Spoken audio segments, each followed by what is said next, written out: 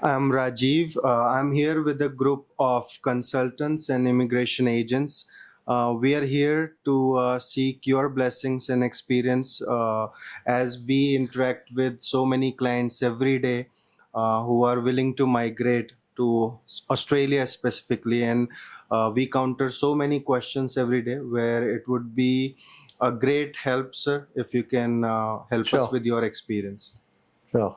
Shoot. So my first question is, when should a client come for a consultation? Whenever a client is ready to migrate and he wants to migrate, he should be basically coming for a consultation. Otherwise, there's no point in coming for a consultation if he just doesn't want to migrate. And what kind of research should a client do before coming for a consultation? Research? Is he a scientist that he needs to do any research? There's no research that is required. Do you do research before going to a doctor? You don't do any research before going to a doctor. You go to a doctor because you are sick. Same ways you go to a migration agent, ask the questions. You do some kind of, you get some kind of an information about the country where he wants to go or what he wants to do. I would not like to use the word research because when you talk about research, then a client gets half knowledge. When a client comes with half knowledge, it's going to be more difficult for you explaining to the client that the knowledge that he's got is half, which is more dangerous than having no knowledge at all. So, what are the requirements for a person to migrate to Australia?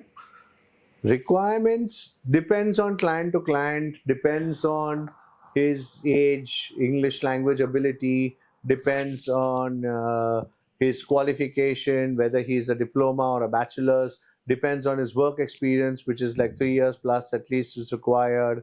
Depends entirely if the occupation is on the list or not on the list. These are the basic requirements which are there.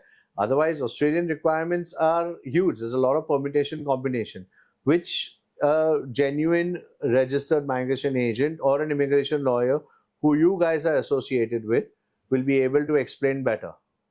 You said diploma. Is it after 12th or even after 10th if someone has done the diploma that will work? Is it after 10th? Or 10th 12th? standard? Yes. Yes, any depends, but it has to be a proper 2 years plus diploma. Okay. So it could be after 10th, it could be after 12th. But again, for that also, an Australian immigration agent or a registered migration, because it depends, it's horses for courses, depending on different occupations. If it's like, you know, how in India you have your ITI occupations, Right. they are 10 plus 2 years. Right. So that's a certification course, but still it is valid because it's a trade course. But depends again, depending on the different types of occupations, which your RMA or your technical part, your RMA or your lawyers will be able to advise you better. So, what is the total average cost of the process for Australian immigration? Okay, averagely, first I would say that Australian immigration is not cheap. So anyone who wants to do Australian immigration or wants to go to Australia, please understand that Australian immigration is not a cheap process. It is a pretty reasonable and an expensive process, which I would say. Giving a simple example, husband, wife with 2 children below 18 years of age, averagely the visa cost itself would be around $9,000 to $10,000. So that's, you multiply Australian dollars. So that is there. Then you have the skill assessment cost, which would be anything between $500 to $2,000 depending on the skill assessment. If you have a state sponsorship, then you have a state sponsorship cost. So these are all the government costs, which would be around $12,000 to $13,000 at least, approximately. Then you have your RMA or legal costs, and then you guys have your own documentation cost if you have so. So averagely, if you see, average cost would be around $3,000+, I would say, plus average the government cost would around two. So it will be around $18,000 would be an average cost basically for a family to migrate to Australia, approximately. That is how it would be. And does the client have to pay upfront or pay as you go? No, everything in Australia, we call it as PAYG, pay as you go.